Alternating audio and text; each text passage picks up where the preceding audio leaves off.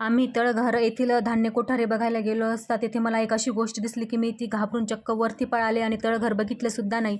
हे जर तुम्हाला जाणून घ्यायचं असेल की नेमकं मी तळघरात काय बघितलं आणि मी का घाबरले, तर व्हिडिओ शेवटपर्यंत नक्की बघा. नमस्कार, पल्लवीज किचन अँड ब्लॉग या यूट्यूब चॅनलवर पुन्हा एकदा तुम्हा सर्वांचे खूप खूप स्वागत. तुम्हा सर्वांनी सिंदखेड राजा पार्ट 1 हा व्हिडिओ बघितलाच असेल. त्यामध्ये आपण मोती तलाव तसेच जिजाऊ सृष्टी बघितली. त्यानंतर आपण आता जात आहोत राजे लखोजीराव जाधव यांच्या राजवाड्यात, जिथे राजमाता जिजाऊ यांचा जन्म झालेला आहे. तर आपण इथे आलेलो आहोत राजे लखोजीराव जाधव यांच्या राजवाड्यात. इथे राजवाड्यात जाण्यापूर्वी मी बाहेरूनच तुम्हाला राजवाड्याचं मुख्य प्रवेशद्वार दाखवते. इथे तुम्ही बघू शकता मुख्य प्रवेशद्वार हे अतिशय सुंदर आहे. हे प्रवेशद्वार 3 मजली आहे आणि पूर्ण दगडी बांधकाम आहे. प्रवेशद्वारासमोरील परिसर हा खूप मोठा तसेच खूप सुंदर आहे. सर्व बाजूनी झाडं वगैरे लावलेली आहेत.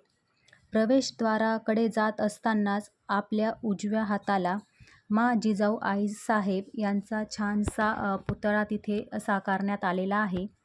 पुतळ्यासमोरही छान असं छोटंसं गार्डन तिथे केलेलं आहे. खूप सुंदर असा देखावा तिथे तयार केलेला आहे.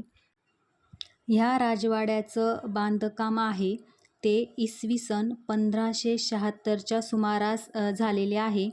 वाड्याचे मुख्य प्रवेशद्वार हे उत्तराभिमुख आहे आणि संपूर्ण बांधकाम हे दगडी आहे. हे प्रवेशद्वार 3 मजली आहे, हे आपण बघितलंच आहे. हा जो राजवाडा आहे हा अतिशय सुंदर आहे.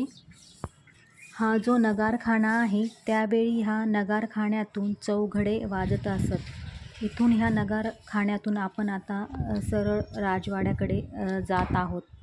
हा इथे खाण्याचे तुम्ही खांब बघू शकतात. खूप मोठमोठाले खांब होते. आता इथे समोर आपल्याला दगडी भिंत दिसत आहे. त्यानंतर इथे भिंतीवर जिजाऊंच्या जन्मस्थानाकडे जाण्याचा मार्ग असा इथे बोर्ड लिहिलेला आहे. त्यानुसार आपण आता तिकडे जाऊयात. जसंच तसे पण आपण मागे पण आलो तेव्हा असंच होतं नाही का? कोणती होती? पाऊस पडल्यामुळे ना सर्वीकडे छान असं हिरवगार झालेलं होतं. खूप छान असं वाटत होतं तिथे. आता आपण ना जिजाऊंच्या जन्मस्थानाकडे आलेलो आहोत. हे आहे म्हाळसा महल. इथेच आपल्या जिजाऊंचा जन्म झालेला होता.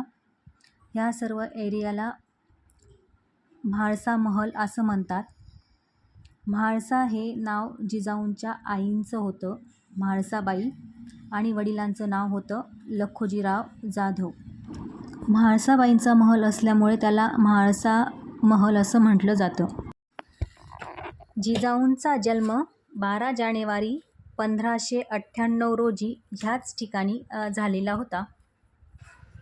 आता इथे पण आपल्याला समोर एक रूम दिसते, बघू शकता. त्यानंतर इथे वरती पायऱ्या आहेत. आता इथून आपण वर जाऊयात. वर गेल्यानंतर पूर्ण राजवाड्याचा परिसर आपल्याला अगदी खूप असा छान दिसत होता. इथून तुम्ही पूर्ण परिसर बघू शकतात. खूप सुंदर असा सर्व परिसर आपल्याला इथून दिसत आहे. मुख्य प्रवेशद्वाराची मागची साईड आहे, तसंच हा पाठीमागचा एरिया आहे.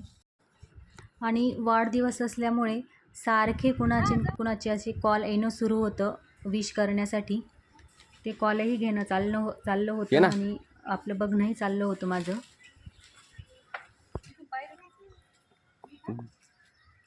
ते कोठी घर आहेत सगळे, कोठी घर.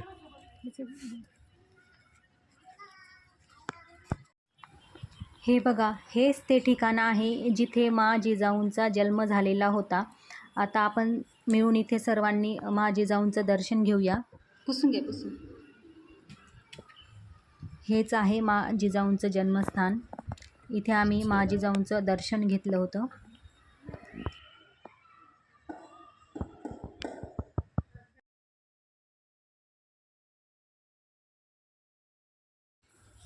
आपल्याला हा जो चौक दिसत आहे या खाली तळघरं आहेत.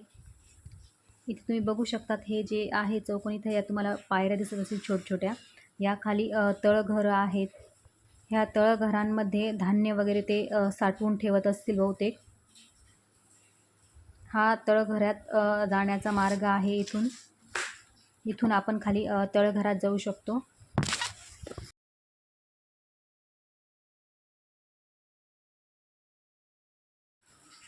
चला, जन्मस्थान बघून झाल्यानंतर आता आपण दरबारी महल बघण्यासाठी जाऊयात. तर हा आहे दरबारी महल. दरबारी महलही पूर्ण दगडात बांधलेला आहे. खूप छान असा हा दरबारी महल आहे. सिंदखेड राजा हे बुलढाणा जिल्ह्यातील एक ऐतिहासिक शहर आहे आणि ते राजे लखोजीराव जाधव यांची राजधानी तसेच राजमाता जिजाऊ यांचे जन्मस्थानसुद्धा आहे.